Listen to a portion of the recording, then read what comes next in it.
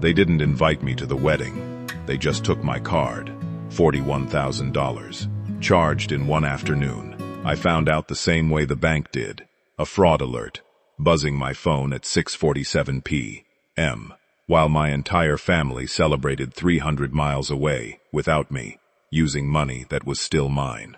But here's what nobody expected.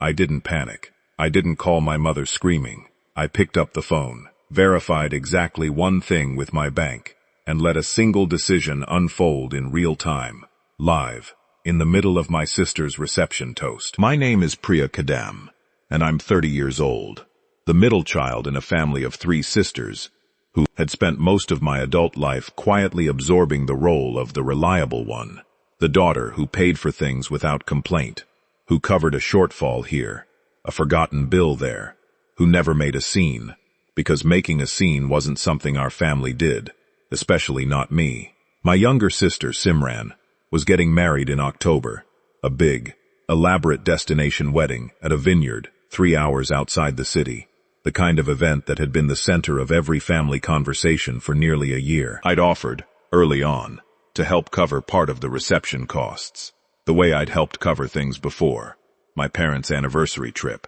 a portion of my older sister's moving expenses, small kindnesses that had, over the years, quietly established a pattern nobody in my family seemed to notice they were relying on. What I didn't expect was the phone call 3 weeks before the wedding, from my mother, informing me, not asking, informing, that given some tension between Simran and me over an unrelated disagreement about a bridesmaid dress fitting, it would be easier for everyone if I sat this one out. No apology. No real explanation beyond vague references to keeping the day stress-free. I was, effectively, uninvited from my own sister's wedding, 3 weeks before it happened, over what amounted to a scheduling disagreement I hadn't even realized had escalated into something worth excluding me over. I was hurt in a way that took me days to even properly name. But what I didn't know, what none of them bothered to mention, apparently assuming I wouldn't notice or wouldn't care enough to check, was that 8 months earlier, during an initial round of vineyard deposit payments, I had added my credit card as a backup payment method on the wedding's shared event planning account, a temporary convenience meant to cover a single deposit, while Simran's own card was mid-dispute with her bank. I had forgotten to remove it afterward. Nobody had reminded me to. My family, apparently, had not forgotten it existed at all. 3 weeks after being told my presence would make things easier without me, on the actual day of the wedding, sitting alone in my apartment 3 hours away, scrolling through Instagram stories of a reception I hadn't been invited to, my phone buzzed with a fraud alert from my bank. A charge of $41,280 processed through a vineyard event venue, run against the card I had completely forgotten was still linked to that account. And then, it all changed. I stared at the notification for a full 10 seconds before the number actually registered. $41,280. My hands went cold before my brain even caught up with the math. I called the bank's fraud line immediately, my voice steadier than I expected. Years of being the reliable one, apparently good for something after all. The representative walked me through the charge details. A single large transaction, processed that afternoon, run against my card on file, with an event venue called Halston Vineyard Estates. "Ma'am, do you recognize this charge?" the representative asked. "I recognize the venue," I said carefully. "I don't recognize authorizing this specific charge. I'd like to dispute it and have the card frozen immediately." What I didn't yet realize was that freezing the card immediately meant something was about to happen at that reception in the very next few minutes. Live, in front of every guest, the fraud department's standard protocol, when a large transaction gets disputed in real time, is to attempt immediate verification with the merchant, meaning, within minutes of my call, the bank's automated verification system placed an outgoing call directly to the phone number on file with Halston Vineyard Estates for that specific event booking, my sister's wedding coordinator's cell phone, the number listed as the primary contact for the reception itself. I found out what happened next only later. pieced together from 4 different family members' increasingly embarrassed retellings.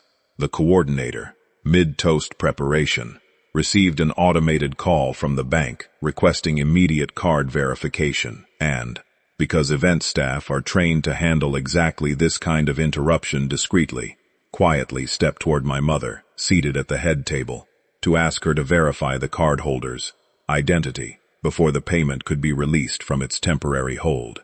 My mother, in the middle of a reception, surrounded by 200 guests, had to quietly explain to a vineyard coordinator that the card on file belonged to her other daughter, the one who wasn't there. The coordinator, following standard venue policy for disputed real-time payments, informed my mother that without immediate verification from the actual cardholder, the remaining balance on the reception package, including the open bar, which was still running, would need to be placed on hold until resolved. What happened over the next 20 minutes turned into the story my extended family still, occasionally, awkwardly references at gatherings a year later. My mother, unable to reach me directly, because I had, understandably, sent her call to voicemail after the "easier without you" conversation 3 weeks earlier, was forced to either pause the open bar mid-reception or find another way to cover the remaining balance immediately, in cash or an alternate card, in front of guests, now visibly noticing something was wrong at the head table. My older sister, Anjali, who had traveled in from out of state and had absolutely nothing to do with the decision to exclude me, later told me she watched our mother's face go through what she described as several stages of grief in real time, standing at the edge of the dance floor with a coordinator, phone in hand, trying to explain a payment dispute to vendors, while a DJ awkwardly stretched a song into its 4th minute waiting for direction. Eventually, my father put his own card down to cover the gap. The open bar resumed with only a brief, noticeable pause that several guests would later ask about privately, and the reception limped forward to its scheduled conclusion. But the damage, in terms of what had actually been revealed to the people standing closest to my family that night, was already done. Simran's new mother-in-law, standing near the head table during the entire incident, reportedly asked, with polite but pointed curiosity, "Wait, whose card was that supposed to be?" Nobody at that table had a version of the truth they were comfortable saying out loud, that the daughter who'd paid for things quietly for years had been excluded from the wedding entirely, and the family had simply kept using her money without telling her, assuming, apparently, that she either wouldn't notice or wouldn't mind. My mother called me the next morning, her voice carrying a version of contrition I hadn't heard from her in years. Not defensive, not immediately pivoting to explain herself, just quiet and clearly rattled. "The bank called during the reception," she said, in front of people. "Priya, why didn't you just tell us to take the card off the account?"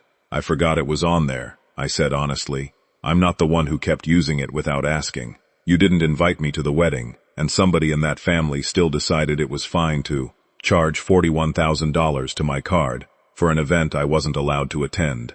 The silence on the other end of the line lasted long enough that I almost thought the call had dropped. "We should have removed it," my mother finally said. "We should have asked you first, about all of it. The invitation, the card. I don't have a good excuse for either one." I told her as calmly as I could manage that I wasn't interested in punishing anyone by leaving the charge unresolved out of spite.